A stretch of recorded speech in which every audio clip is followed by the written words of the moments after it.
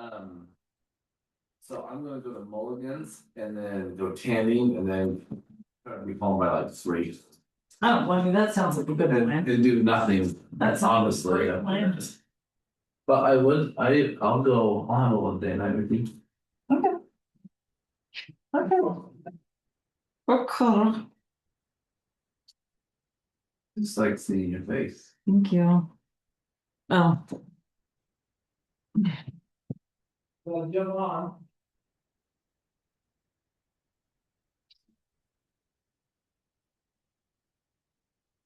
Sorry. I just had to hit admit. You're good.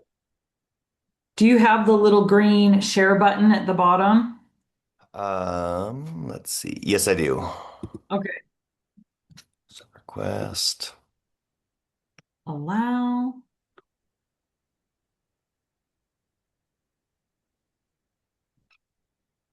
Oh, I like the background of your office. This is one of the model homes. Oh, cool. That One of looks the awesome. one of the benefits of Yeah. Bridge. Okay, so is that allowing me to share? So can you see my screen? Not yet. I think you have to go click on. Hey. I'm gonna do On the screen. Like once you hit share, do you have to swipe to that? It took me a minute to figure this out the first couple times I did it. what do I So have to do? I think so once you hit share screen, then you have to like click on the actual screen that you want to share. Share. Oh, okay. Let's see. Like it'll ask you to like, yep, now it's going. Yep, there you go. Oh, how to not be dumb when it's quiet. Fantastic. Okay, so if I wanted to share, let's see. Okay, how do I get out of this? Or share a different screen? Okay, so then I there's stop should be share like a stop share. Yep. This is good to practice because it is a little bit like, and then share and then and then hit share screen again and then select the other screen that you want to share. Yep. okay, cool. Man, you are a time blocker. This is new. Yesterday when you're like at 2 o'clock and I'm like, no, David, I'm talking about tomorrow at 10. And you're like, no, I'm time blocking. I wanted to be like, what's time blocking? Well, I thought we're just, even though I teach not to be reactive, isn't that what we all really do is just react to everything? Oh, that's like the second part of my my presentation or whatever. That's the part I'm trying to figure out next.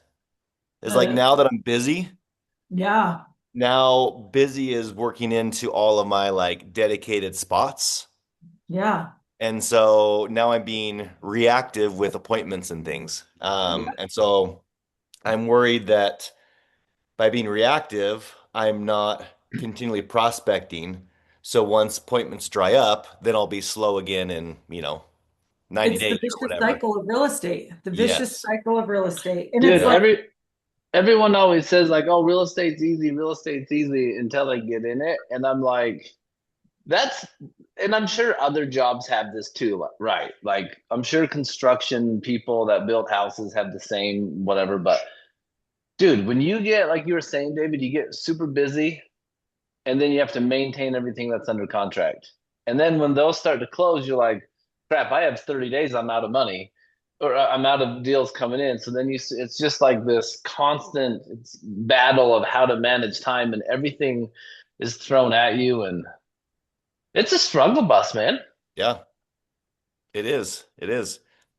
One thing I'm thinking of as I'm looking at you and your white background is you need to have like a big smiley face. You just need to paint a big yellow smiley What face on that white wall.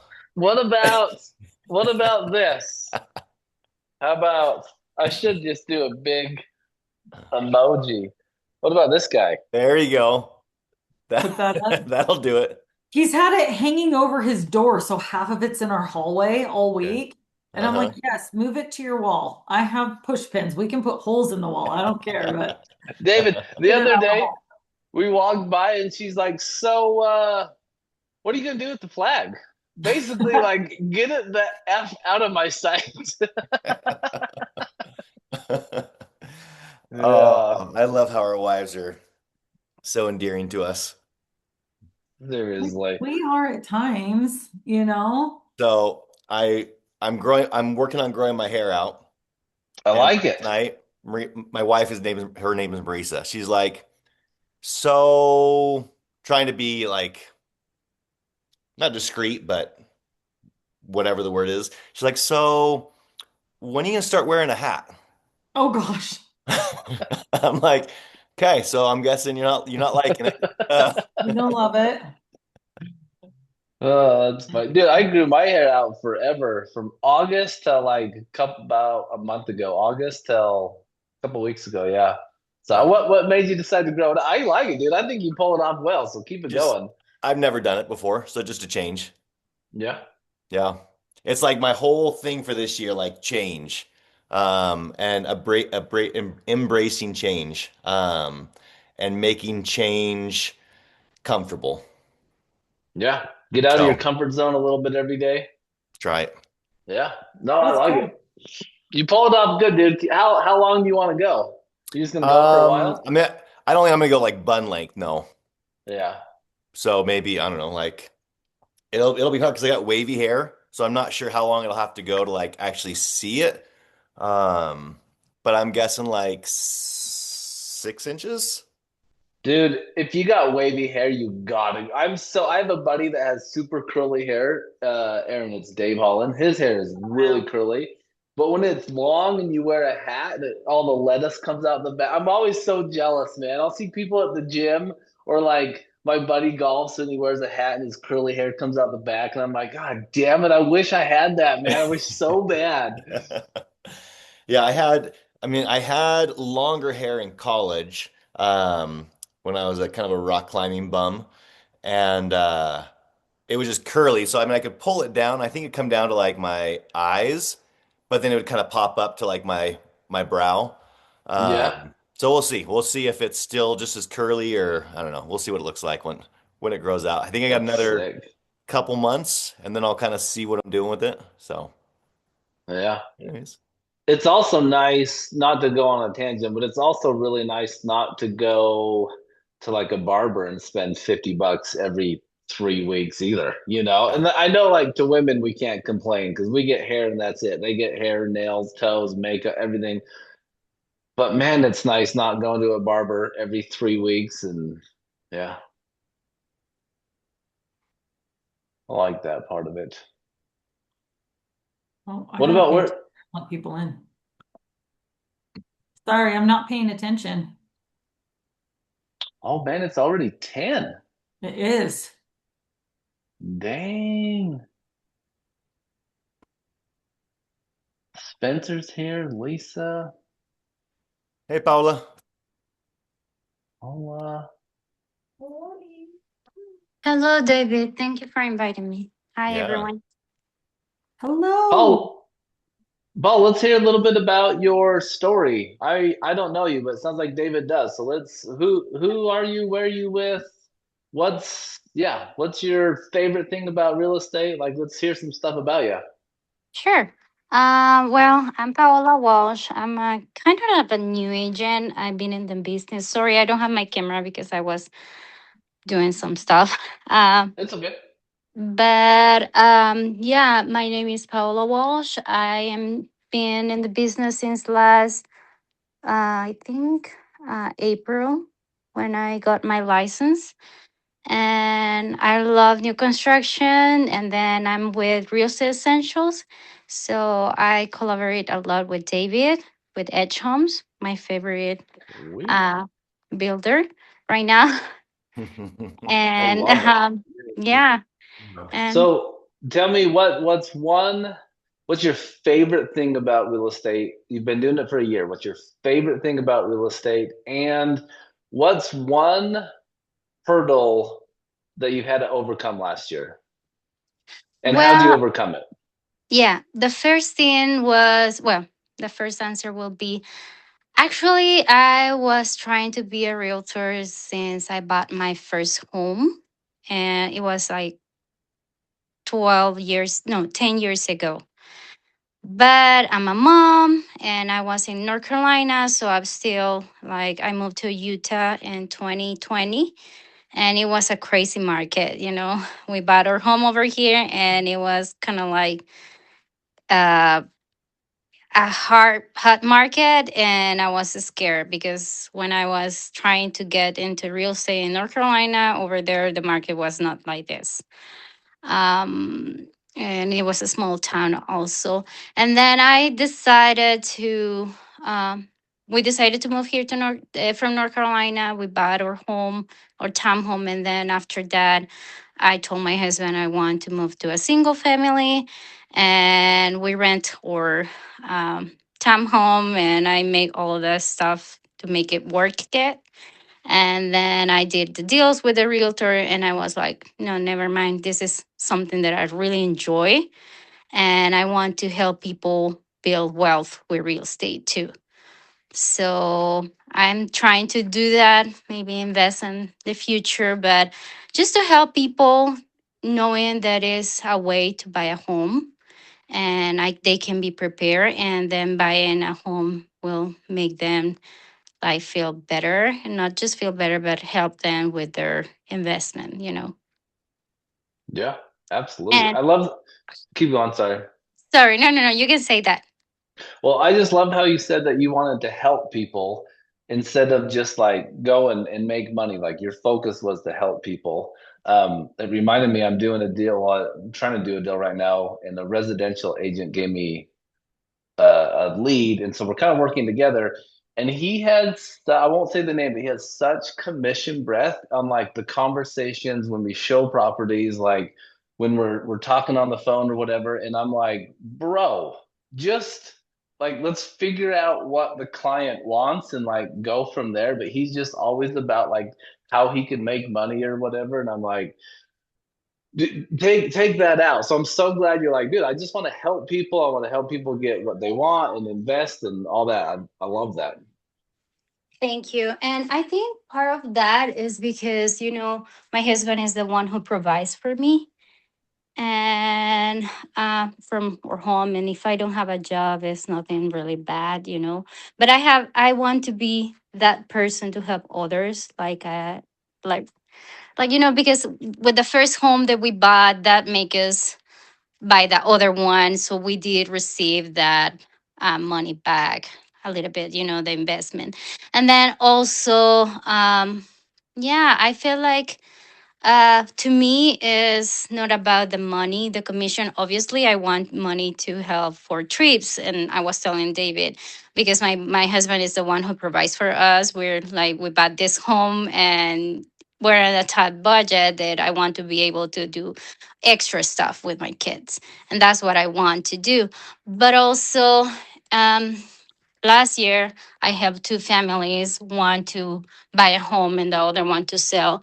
And it's so amazing to me to have them talk to me and say thank you, you make my dream come true. And to me that's more important. And yeah, I'm about relationships, long relationship with people.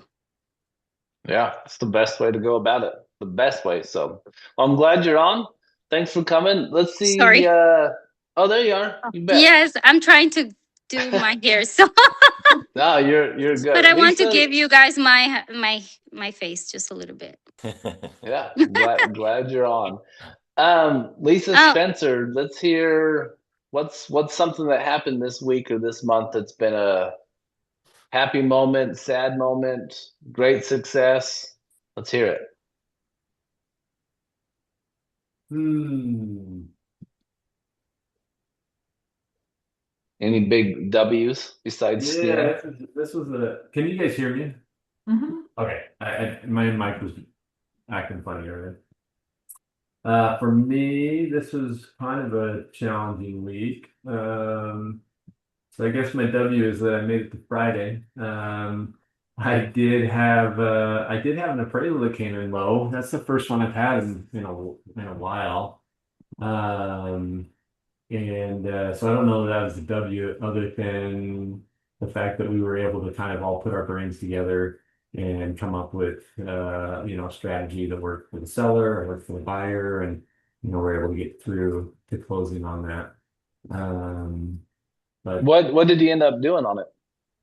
So on that deal, I talked about it last week actually when or 2 weeks ago when I had that listing that was on the market for such a long time, and then we finally put it under contract, and we ended up with multiple offers, and price went above our list price on it.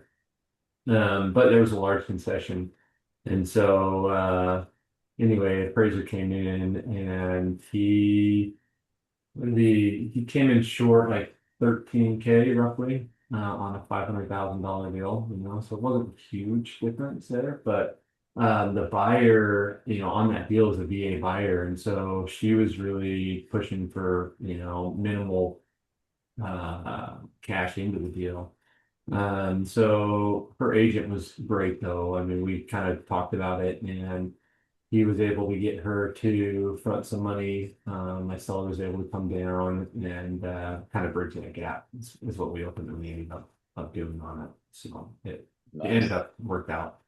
Not as great for everybody, but it worked out. So Hey, it's long as it closes and we all go to the finish line and yeah, everyone's happy, it's not one-sided, and that's a W, right? yeah. I always say a good negotiation is when everybody walks away, they feel like they all got screwed. And that's That's what Aaron says all the time. We had this conversation this week where the best negotiations are when everybody feels like they win, right? It's a give and take to all of it. So yeah, that's a huge W. So yeah, it was good to get that one off the books and close for the seller for sure. So Yeah. Lisa, I want to hear about any open houses that you did. What's been going on back east? Yeah, so I didn't do any because we had really bad weather that weekend, oh so we actually yeah. ended up canceling. Um, I do have an open coming up tomorrow. It's for a rental. So there's another Lisa Malek on this call, and I'm thinking I forwarded my link to a friend of mine who's also an agent. Her name's Victoria. Um, so that may be her that's on here, but she has a rental listing, so I'm doing an open for her rental tomorrow because the rental market here is really crazy. So, um, that's it. Yeah, I have nothing else going on right now. Hey, well, I want to text tomorrow and let me know how many people came through, leads, how it went, what was the W, what would you change, all that. I want to Will text do. tomorrow. Can I That's have a awesome. question? What is a W? Oh. A W is a big win, a big Oh, success, you know. Yeah, it's a big win for the week. okay. Okay. So I'm having a closing next week. Hey, that's good. Yeah, That's what with I'm talking David about. actually. Yeah. And Sweet. I bet you that deal was hard to get through with David, you know. Wow. yeah. It was awesome. Yeah, thank you. Thank you for that. I didn't know what that meant. Yeah. What about you, Aaron? What's besides seeing me every day, what's a W for you? Gosh, what is a W this week? It's been a really busy week. I think my big win is that I have felt a lot of accountability because I gave everyone that 30-day sprint challenge that was social media heavy, and that weighs on me daily. And I have not been perfect, but I have stepped up my game with my own social media. And so I will count that as my win this week that I have been posting. I've been trying to get out of my comfort zone, and I feel really stupid doing it, but I'm doing it anyway. And so that accountability has helped for sure. So yeah, that's it. That's the big W for me. It's a good W. It's a good win. All right, David, I'm gonna leave this up to you. Let's hear a W from you. Let's hear a win from you, and then you just take it away. Oh wow. A W for me. I don't know. It was just a good solid week. I was able to get back on track from last week. Last week kind of got derailed a little bit with looking at a personal house. And so this week I was able to pull the reins back in, get back on track and not lose any momentum. So I think that was a W as far as just kind of like systems and processes and things that I've been working on and trying to stay on top of. Um, that was just a good um, showing of what I've put in place is working. So Sweet. I like it. Yeah. Hey, it's momentum, right? It's Right. momentum. Got to keep it That's going. right. Okay, so I guess I'm teaching this week. Maybe. Let's see Okay. it. We hope so. All right. Um, okay, I'm gonna share the screen here, and I am by no means an expert, so hopefully it can be a discussion of how, what we see on a yearly basis, on a monthly basis, on maybe even a weekly basis. But let's see if I can find everything here. Okay, so this is kind of the topic. How not to be dumb when it's quiet. So when you're slow, how not to be dumb. And I got a little, hopefully this works. Actually, no, I don't know. Is this gonna work? Can you see this? Yeah? Okay. Some stupid thing, kind of an idiot. Well, sometimes you gotta do stupid things to remind yourself that you're not that smart. And then when you realize you're not that smart, then you start asking questions and you start asking for help and then you start getting help and then you start realizing you didn't know as much as you thought you knew and then you learn something and then you become smarter. But then you realize that part of becoming smarter is knowing that there's certain things you come dumb at. So okay, think about that for a while. Have a stupid, super freaking awesome day. Okay, so did you guys hear that okay? All right. Um, Let me go back, let's see, to this. Okay, so how many of us feel dumb sometimes? Hopefully all of us, right? Um, and I think it's when we feel dumb or when we acknowledge that we're dumb that we can actually start learning from it and actually start pivoting from it and make changes. We kind of have to like acknowledge that, hey, yeah, sometimes we are kind of dumb. Um, and so this right here is kind of what I want to talk about is the gap between the top 10% of agents and everyone else isn't necessarily talent. It's how they operate when there's no immediate deal in front of them. So, because real estate's all about momentum, it's all about building a pipeline. And if we just focus on that one transaction, we're going to be slow as soon as that transaction's over. So, we've got to be able to build something that will outlast that one transaction. And I think all of us have been, or maybe not, or we want to be on that 10% side. And some of us have been on the 10% side, and then the next week we're on the non 10% side. But that's kind of what I want to talk about is we don't have a deal in front of us, what can we do to keep building that pipeline? So who has ever lied to themselves? I mean, I think I lie pretty often. Do I have another thing? Yeah, I've got another thing right here. I did nothing today. That's my favorite activity. Some other lazy people, maybe. Hey, I love doing nothing. You can't tell people you do nothing. They're like, we went shopping today. What'd you do? I don't do anything. Oh, you gonna come with us? I'd rather die. That's why I love rainy days. You wake up, you're like, well, looks like I'm not doing crap today. It's too bad. I'm probably gonna go kayaking.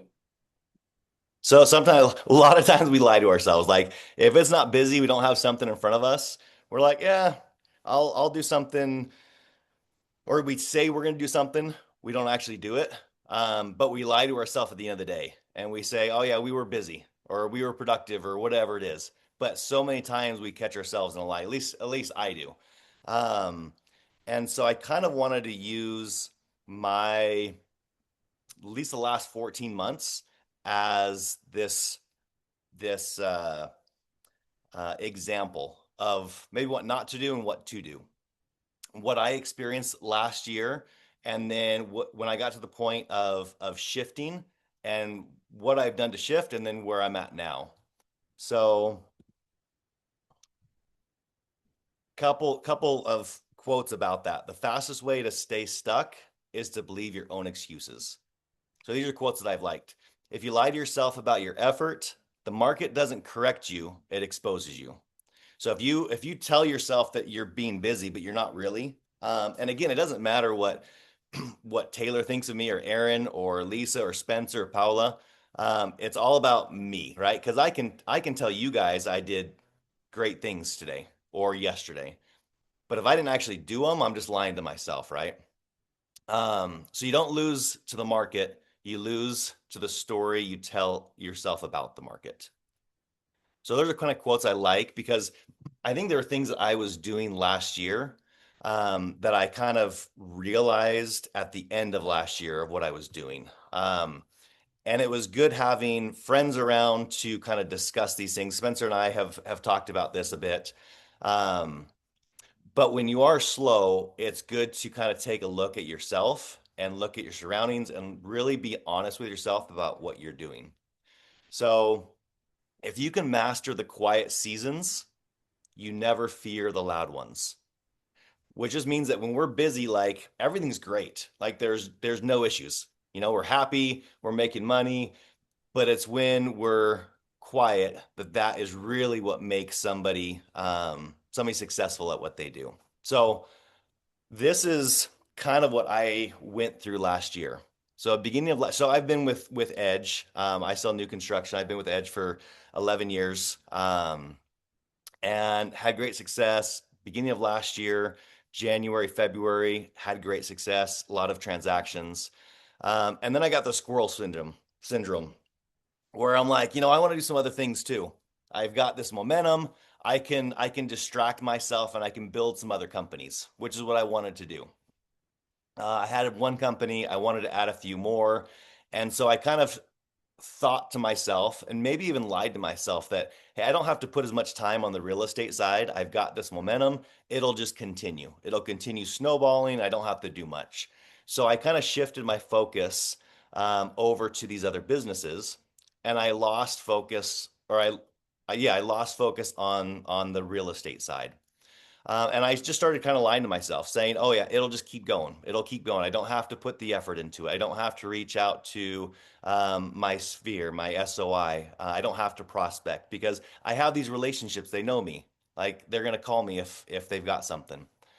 And then I would tell myself that I'm busy. At the end of the day, I was busy. I got a whole bunch of stuff done. I did things, but none of those things were really like things that were helping me produce on the real estate side. They were busy work, like I got an addendum done, I did this paperwork, I did that paperwork, but they were things that really didn't help me gain any more work. They were just busy work. But because I was busy, I told myself it was okay. So then these two things are backwards. So I started losing momentum. And then after you lose momentum, you kind of lose confidence. And then I thought to myself, man, I can't sell. Like, I don't know what I'm doing, but I can't do anything. Like, I can't make contacts. I can't build relationships. I can't close deals. And I just started going in this spiral. And I got to the point where I'm like, well, should I even stay selling homes? Should I stay selling at Edge? Should I do something different? Like, I started going down the spiral pretty quickly. September, I kind of reached a breaking point, like September, October. And I basically just came to a realization of, okay, what do I want to do? What do I want out of life? Do I want to stay with this, or do I want to shift? Um, and if I do want to stay with this, what do I need to do now that I've lost momentum and I've lost confidence? What are things that I can do to get back to where I was?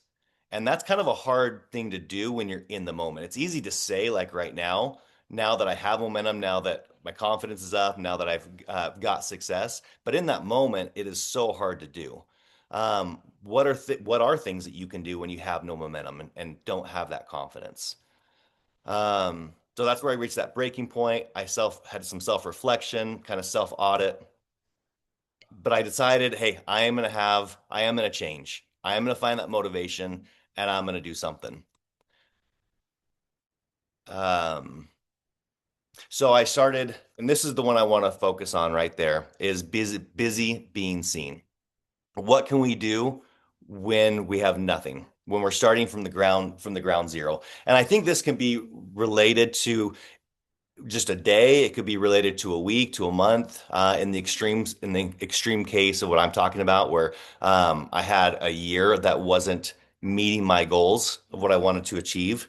And so when you say like, so this is a question for you guys. When you say there's nothing to do, or when we tell ourselves there's nothing to do, what are we really saying? What does that actually mean? If we say, hey man, there's just nothing to do today, I'm gonna go skiing, or I'm gonna do something, I'm gonna do something else. What are we actually saying? Any thoughts? I always think when I say that, it's more or less me just being like, I don't want to do anything today. Like I could go knock doors, I could go hand out flyers, I could go drop off stuff with an SOI or talk to people, whatever, right? But in my eyes, I'm like, oh, there's nothing to do today. There's always something to do. I just don't want to do anything today. Okay. So I think there's three things. Well, to me, when you say that, or when I say it to myself, it's that there's nothing urgent right now. There's always stuff we can do, right? But it's not urgent. It doesn't have to be done right now. And so it is figuring out what we can do right now when there's nothing urgent. So three things that I was thinking of like productive work when you don't have that momentum. So the first one is generate. Kind of a keyword, just generate. And on that, let's see if I can get to the next slide.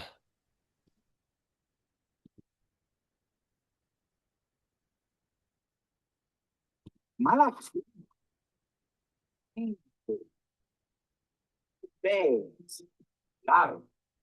but my life is good. So sometimes we just we're like a Jack Black, and we just, like I said, head skiing. We kind of ditch our responsibilities, and we're like, I don't have to work today, right? But being seen, I think, is the most important thing. Okay. In our industry, if we can be seen, kind of like DiCaprio here. David, we all can hear everything that's going on, but we can't see any of the videos Oh, I thought you or could. pictures. No. Be Oh seen, man. be known. That's all we got. The what? Be seen, be known. That's all we can see. Oh. Okay, I thought I got a thumbs up that you guys could see it. Well, that's a bummer. Okay, well, that's okay. You don't have to. So the last one was um Jack, so a picture of Jack Black, and the screen saying how I feel when I've abandoned all adult responsibilities and gone skiing instead. And Jack Black is saying, "Man, I feel good. Life is good." And so, we tell ourselves that, hey, I can go do this. I don't have to do the work that we don't like to do, right? The stuff that we put off. Um, and then the next one um, was DiCaprio dancing like crazy, or just being the goofball dancing on a dance stage. And so the point was, when we're slow, we've got to be seen. We've got to be seen and we've got to be known. So what can we do during those days, during the days where we don't have anything, to be seen and to be known? What do you guys do to accomplish that? Do you guys have anything that you go to, I Spencer, mean, when you're? Oh, go ahead. oh, I was just gonna say, like, I think what really helps me is to have like some systems and plans in place because, and we were talking about this before when we were on here a little bit early, there's such a reactiveness that's a part of real estate because it is cyclical. You go through these cycles, like you were talking about, of being like really busy. You're doing your prospecting, you have all these clients to work with, and then you're managing transactions. And when you're managing transactions and you have that heavy load, your prospecting starts to die off a little bit.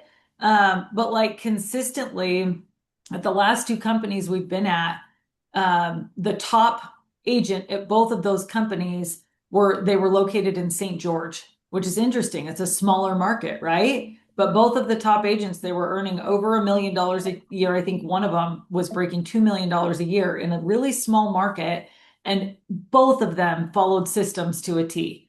They prospected 3 hours a day. They had a team that helped with all their paperwork and they're facilitating everything. And both of them were dads who were coaching sports and coaching teams. And so they followed their systems versus being reactive in their business. But I feel like the majority of agents, especially ones that are doing really well, there's a bit of reactiveness. It's just the nature of the business. And so I think the more, like we were talking about time blocking too, the more consistent you can be with, maybe scaling a little bit, knowing, having a plan. And this is something we did a couple weeks ago too, when we were going through that operations manual, having a plan for once you reach this point in your business, then you've got to hire a transaction coordinator.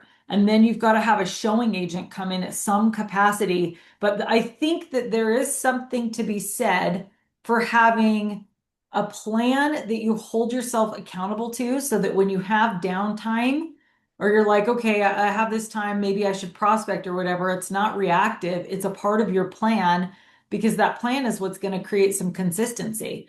And having that plan doesn't require 40 hours a week of like time blocking. It might be that 6 hours a week you have specific time blocked that's like amiable in your schedule that can move around throughout your day, but you have this window that you're making sure you hit this number every week because you know that is the key to keeping yourself busy in your business.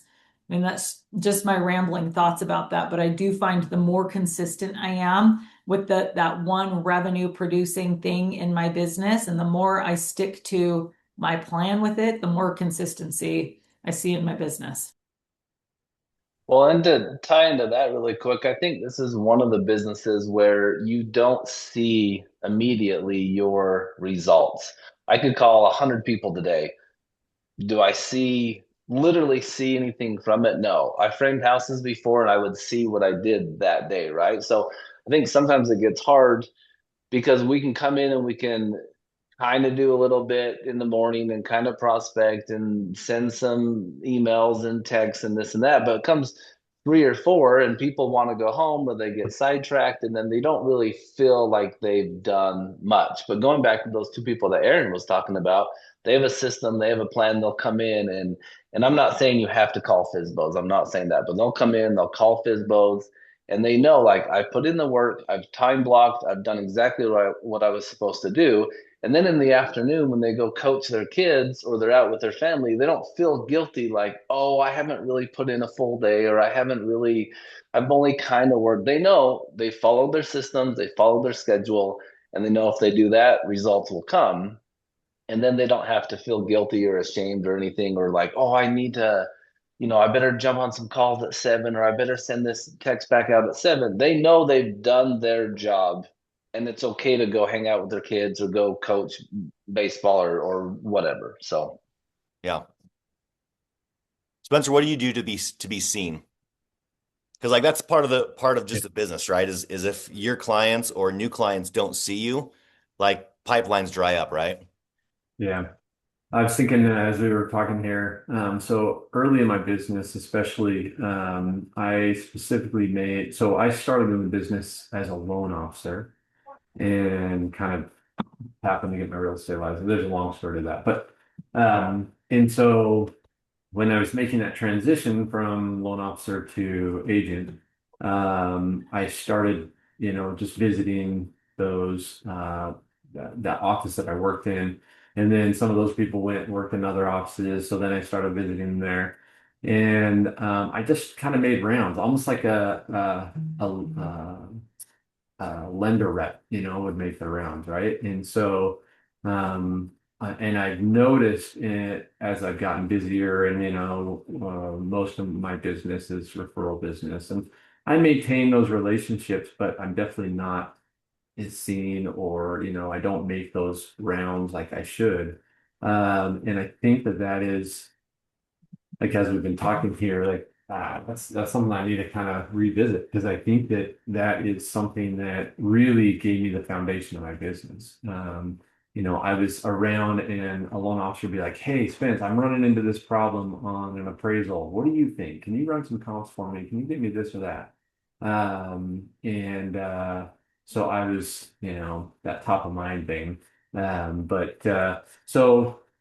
I have definitely fallen off of that, I'd say, in the last 4 or 5 years. I don't make rounds like I used to, and I don't make those visits. And so that's an area that I don't do as well as I should or used to do, for sure. So Yeah, I think all of these things, like, we know we've done them in the past, we just stopped doing them. And sometimes, yeah, we move on. I mean, Paola, what are you doing to be seen? I mean, I know what you're doing, but share what you've been doing that's given you success. Social media, posting videos about homes, about tips. That's what I have done. And actually, last week, I got a listing from TikTok. And yesterday, the person who is relative to these people called me to do a CMA for them. So, social media for me is the key. Yeah. And So I, I try to do every day a video in my three social media platforms that I use: TikTok, Instagram, and Facebook. yeah, thank you. So yeah, I mean, just being seen, however that is, everyone's going to be a little bit different. But when I was slow, I mean, that's what I started doing. I didn't have anything, and so I'm like, okay, I'm just going to start doing Instagram videos. I'm going to start doing them with other agents, and that will be just the start, the thing that will kick start me into something else. I wanted to be busy in good things, and I figured that if I was busy in enough of those good things, it would snowball into something better. Um, so then the next, we could be active, find something to provide value, phone calls, joining groups. There's so many different ways to be seen, whether that's PTA, whether that's doing classes for like first time home buyers or whatever type of classes. But just being seen by the public, is just one part where you're generating. If you're slow, like, that's where we should be focusing a huge amount of our time, is just being seen. And it's got to be seen as not, it can't be seen as transactional. It's got to be genuine. So like the next part to that when you're slow is like strengthening the relationship bank. So when you have when you hear about a bank, there's two different types, two different types of transactions, right? You've got a withdrawal and you've got a deposit. And so kind of, Spencer, what you were talking about just a little bit ago, there's so many times, well, what we need to be doing in our conversations with people is deposits. We can't, we got to get away from withdrawals when we're having conversations. So if my sole purpose of talking to you, Aaron, is to withdraw, right? I'm taking a withdrawal from our relationship. I'm asking you for the business. And that's like my sole purpose of the call. And I'm jumping right into it. And hey, who can you bring me today? That doesn't build any kind of a relationship. But if the conversation with you is something that's providing value, that's seriously, genuinely just wanting to know about you, about your life, that will last so much longer, and you'll be so much more relevant to that person in their life. So I guess, so the question to you guys is, how do you have those conversations? How do you have those conversations when you have a huge SOI and not sound transactional? So years ago, one of my mentors in the industry told me over and over again, when someone's name pops in your head, that's when you reach out to them. You call them, you send them a text, you send them right now a voice memo is a big deal, you know. And so outside of the systems, I think there's something really important about that. And the largest transaction that I closed last year, I have to tell you how this came about. I had a past client who she moved here. She was getting divorced in Texas and she moved here. They had a home in Park City, so she moved here and her and her kids decided they wanted to land in Utah. And a random agent in Texas found me on Zillow, thought I looked nice from my photo, and connected me with this lady. She didn't really know anyone in Utah. And so I helped her buy a house in Lehigh. And I had been through a divorce a few years before, and so we kind of bonded and connected. And I just kept checking on her. I knew she was a single mom here alone, and I would check in with her. We'd go get a pedicure, we'd go grab lunch. And it really was just more out of like coming from a place of, hey, I've been through what she's been through. And we really didn't hang out that much, but I don't think she has a lot of friends here. And so I became a friend to her. And I hadn't talked to her in a few months, and she texted me out of the blue on like a Wednesday or a Thursday and was like, hey, I need a favor. And I texted her back and I said, sure, what's up? And she said, can you pick me up from the Provo airport on Sunday afternoon and drive me to the Salt Lake airport? Or maybe it was vice versa. Pick me up from Salt Lake and drive me to Provo. And I was with Taylor at the time and I just looked at him and I was like, ugh. Well, I don't want to, like, it's Sunday. It's our only day. You know what I mean? But I just had this thought of if she's asking me for a ride, she doesn't have anyone else. Like, she's asking her realtor for a ride. And so I'm just going to say yes. And so very quickly, I text her back, yes, absolutely. I would love to do that for you. And her reply was, really? Like, really? And I was like, yeah, absolutely. I'll give you a ride. And so Taylor went with me. We went and picked her up from the Salt Lake airport, drove her to the Provo airport. Come to find out, she had a really wealthy friend in California who was also getting ready to go through a divorce, who flew her out for the weekend so they could spend the weekend together. She just happened to not have her kids that weekend. And then she flew her from Provo to Los Angeles, but then flew her back to Salt Lake. And because her friend had booked all of this for her, she didn't have to pay for any of it. She, wasn't going to complain. And so that's oh, sorry guys. That's how she ended up needing a ride. Well, the next day, the Monday after, she texts me and she says, hey, do you know anything about this house in Provo? And I look at it and I'm like, oh yeah, I know this house. The owner of my first real estate company owns it. I know him personally. And like, yeah, I definitely know what house this is. And she said, well, I can't say too much yet, but my friend in California is interested in buying this house. Long story short, I ended up representing her friend on that deal, and it was a huge deal, a huge commission. It had a massive impact financially because I said yes to giving her a ride to the airport. So I know that's a long story, but I think sometimes exactly what you were saying is like being willing to make those deposits and being aware that, like, I had been literally praying for some financial stuff to happen in my life. And it was an answer to what I was asking the universe for. And if I had not been willing, I didn't want to, if I hadn't been willing to say yes and just grasp what was right in front of me, what the universe was dangling in front of me, even though it came in a completely different form than I was expecting, I would have missed out on that. And, obviously, I would have never known what I would have missed out on. I would have just missed out on it. So I'm going to try and silence my phone here. Anyway, that's it. That's the end of my story. Um, so yeah, I mean those deposits, they've got to be key. And one thing that I think has been beneficial for me during this journey since October is at the end of each day asking myself, how many deposits have I made? Have I made 10 deposits with somebody, with some relationship?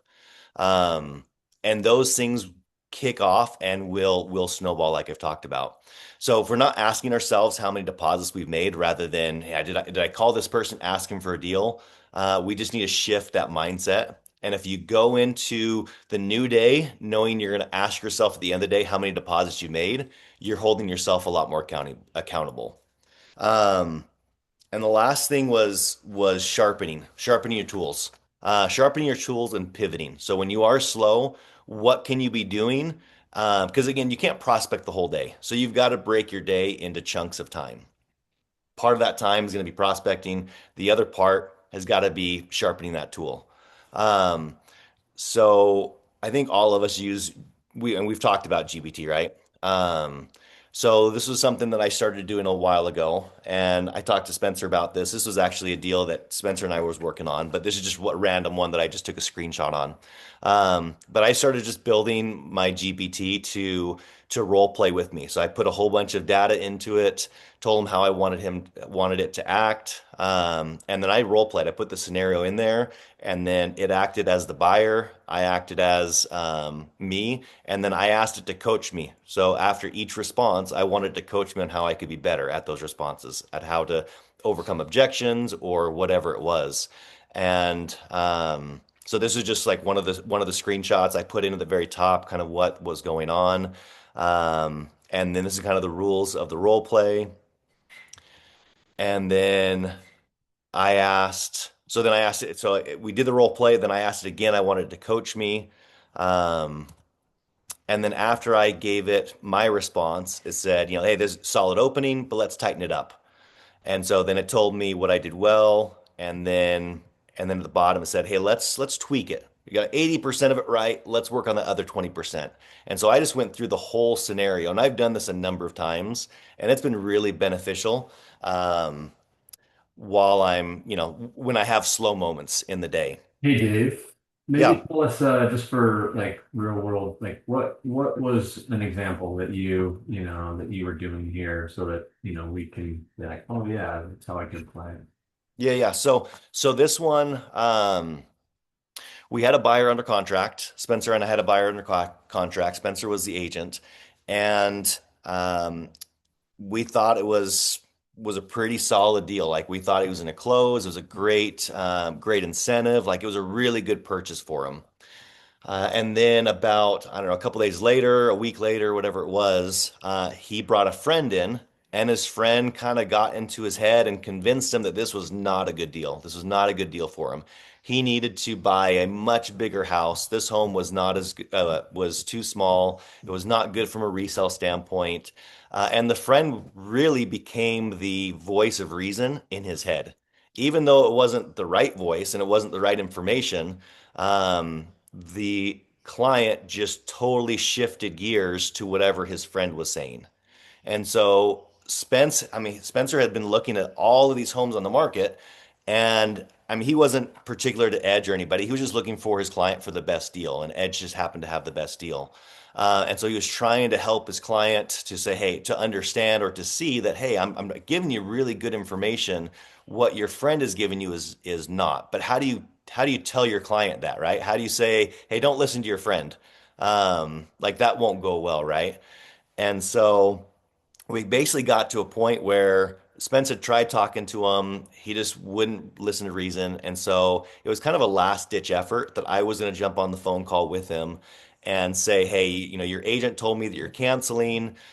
We just want to go over a couple procedural things on putting the cancellation in. And then I was just going to start asking him questions and try and figure out if I can get to the root cause of why he was putting so much trust in his friend, and maybe try and steer him back. And the ultimate goal was to try and steer him back to Spencer so that he would listen to Spencer, whatever that was. And so I'd never, dealt with a situation like this, so I wanted to kind of prepare before I had that conversation with him. And so I just kind of role played with the GPT that I had created. So that was this example. I really love that. I love that example so much. And I'm like, oh my gosh, this is such a brilliant use of AI right now in our business.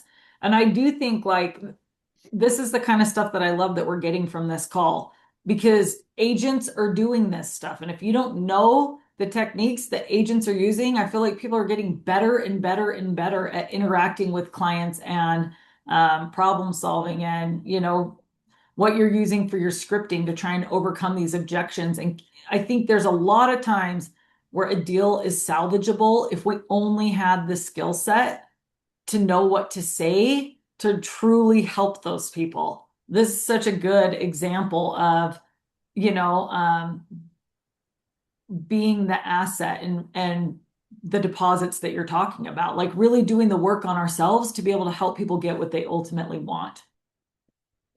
Yeah.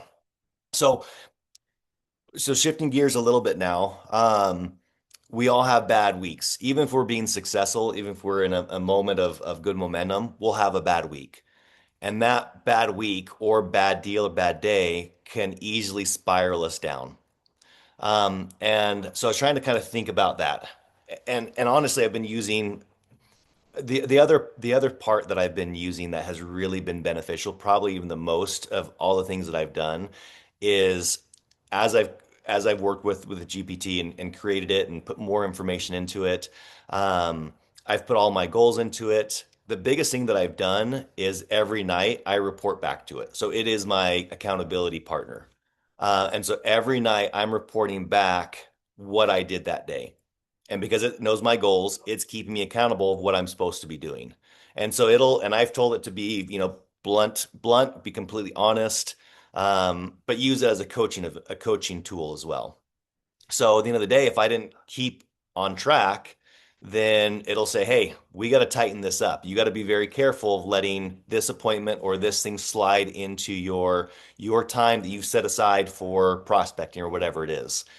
And because I know I'm reporting back every night, it helps me keep on track during the day. But with that, if I have a cancellation, it goes through and it talks me through the separation of data versus emotion. And a lot of times when we have a cancellation, there is so much emotion that comes along. And that emotion is what causes us to spiral downwards. It's not the data. So it keeps reminding me to go back. Okay, yeah, you had a cancellation, but one, is that your fault? Is that controllable? If it's not controllable, then let's go back to the numbers. How many conversations did you have? And it always brings me back to that prospecting thing. How many deposits did you make today? How many good conversations did you have? Because that's what's going to lead into the next one. Like we can't control cancellations. Like they're just going to happen. But if we can just reframe our mind on how we look at them, then we can help avoid those downward spirals or those emotional spirals that we tend to get in the industry. So data over drama is kind of the wording that I put to it. So when we feel slow, a lot of times it's just because we're not tracking. We feel slow because we don't have a contract. We don't have a transaction. But we really just need to be looking at how busy we are based on the tracking of the conversations, of the touch points, of all those things. Are we staying relevant? Are we doing classes? Are we creating groups? Are we doing this or that? And that's how we should feel. That's the data that we should be collecting. And that's what we should be looking at. Because if we're looking at those things, those are all things we can control. They're all inputs that we can put into it. And so we'll feel good about our day if we're tracking those things. And the transactions just happen out of it. They happen out of momentum from those things that we're doing. And so I just liked how if we shift the mental aspect of it to that, I think it really helps us overcome when we have slow periods of our work day or of our work week or work month. So let's see what time we got. Okay, gotta wrap it up. Relevance. Yeah, I think, I mean, if I were just to say the biggest thing that I've liked, so momentum is earned before it's visible. Right now, like I can see the momentum that I have. It's been a great December, January, February, but I can see it now. Um, it took a while before I could see that. I had to build that momentum to be able to see that. But let's see. Oh, so let me go back to this. I'm gonna stop sharing this. And then let me share this. So as I've gotten more in this process of getting more efficient and more purposeful in my day, I'm getting better at time blocking. So this is my calendar. The blues are my non-negotiables. So every day we should have a non-negotiable, things that we have to get done. So all of these blues are my non-negotiables. So when I wake up, I'm gonna get the kids to school, I'm gonna exercise, I'm gonna get admin work done. So the thing that I was talking about where last year where I felt I was busy, I was doing admin work in the middle of the day, which is not the time you should be doing it. That's when people are out busy. That's when people are out to where you can interact with them. You can be in front of them. You can be prospecting, whatever. So I chose times where it's not good prospecting for me to do my admin work. And so I have it at the beginning of the day, and then I have it at the end of the day. And in the middle is when I'm prospecting. So these are my non-negotiables. So GPT, when I go at the end of the day, it's going to hold me accountable to this schedule. And then I'm trying to shut off. So when we're busy, it's really easy to get burnt out. And when we're already maxed mentally, because we're putting so much output, our mind is so engaged that when we do have that cancellation, that's when it's so easy to spiral because we don't have that mental capacity to overcome it. So I've been trying to make sure that I'm shutting off at 6:30. It doesn't always happen, and sometimes real estate, just gets in the not gets in the way, but it finds you, right? And you still have to show up for it. But I'm not engaging any real estate. I'm not going out and looking for business after that hour. Um, but one thing I'm seeing is that as I'm setting these blocks and as I'm getting more and more busy, I'm getting lots of appointments that are interfering with these time blocks. So my next goal, as I'm trying to become more efficient, is how do I not hit that cyclical thing? Aaron and I were talking about this before, is that I have this momentum, I've got deals coming in, but it's because I was doing all these things. Now that appointments are coming and I'm not able to hit these phone calls, how do I prevent it from having a lull here in the next, 30 days when those leads dry up? And then I have to start all over again, start doing my phone calls, start doing those things. So that's like the next progression. And what I'm trying to do is still trying to maintain that, but also take appointments when they come and do those kind of things. So, anyways, this what brought me to that point was as I was preparing this, um, let's see where to go. As I was preparing this, it was asking me, okay, these are all great things, right? And we're going back and forth and talking with GPT, helping to prepare this discussion. And it said, okay, these are all great things. Are you doing them? So it's trying to hold me accountable. Are you doing those things? And so I said, I'm building that with that in mind. I was doing that, and now transactions are coming pretty fast. So I don't have time at this moment to keep doing it. But when I have my windows, I am. So that's what I responded. And this was a big long conversation that I had with it. But it said, good, I'm glad you said that. Now I'm going to challenge you. Transactions are coming so fast that I don't have time is exactly the moment. Seventh level is a sales process or sales tactic that I've been learning matters most because here's the truth. When production rises, relationship building usually drops. 90 days later, pipeline dips. Then agents panic and restart conversations. So it's again this cycle. So you don't want that cycle. You want overlapping waves. So let's zoom out strategically. So again, just I hope we're all using GPT in some form to help better our daily workload. So that's what my next goal is trying to figure out this next step. So whatever your next step is, I'd encourage you to use those things to help with those cycles and help when we do have down moments, and when we are feeling slow. So that's kind of what I had prepared and what was on my mind. And anyways, just sharing it. This is amazing. Thank you for sharing it.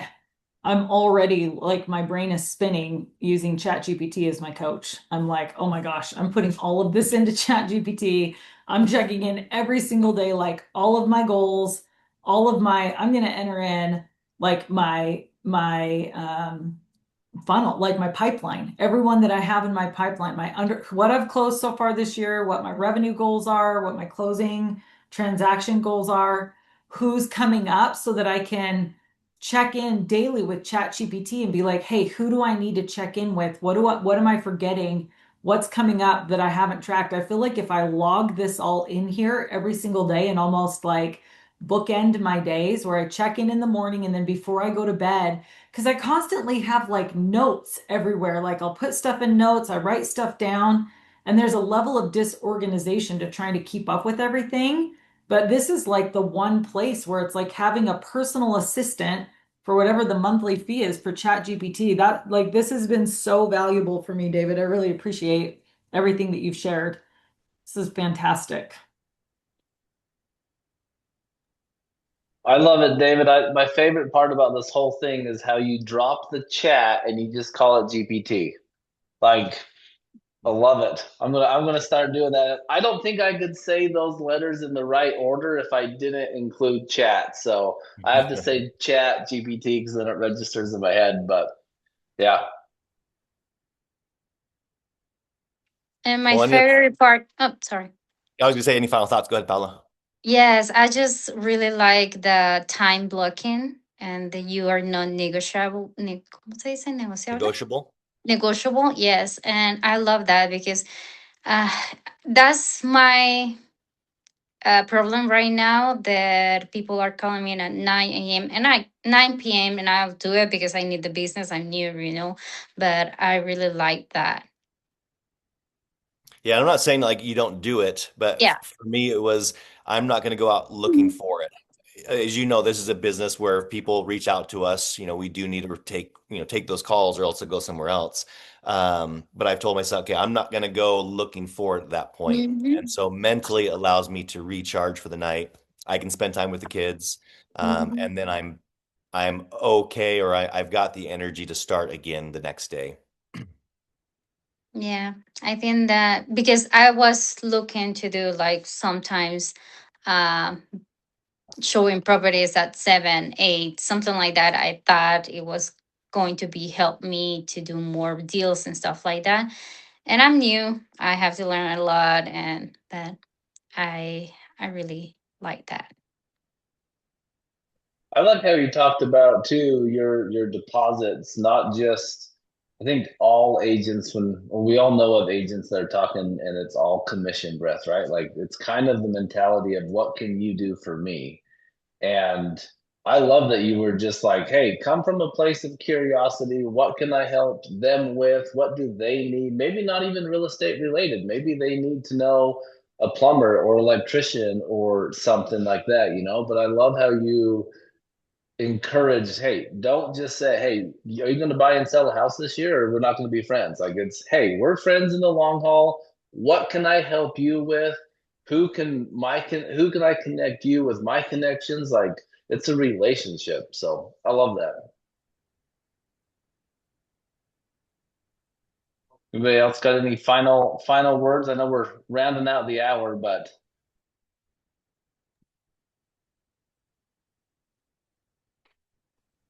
no words of wisdom. All right. Well, David, appreciate it. It was good. I think we're all gonna spend the next little bit having our personal assistant chat do a bunch of accountability for us. So that's awesome. I love it. So appreciate you coming on. Appreciate you, David, putting this together. And any final words? Or are we bouncing for 2 more weeks? I Thank just you. have you can oh sorry. Go ahead, Oh, Bala. okay. I just want to say my ChatGPT name is Cami. So I already have a name and you can do it whatever like you want. And she helps me with my time blocking sometimes so, too. Cammy, I love it. I love that. Okay, guys. Well, we're out of time, so I appreciate it. And let's go have some success, and we'll see you guys in 2 weeks. Thanks, guys. Thank See you. ya.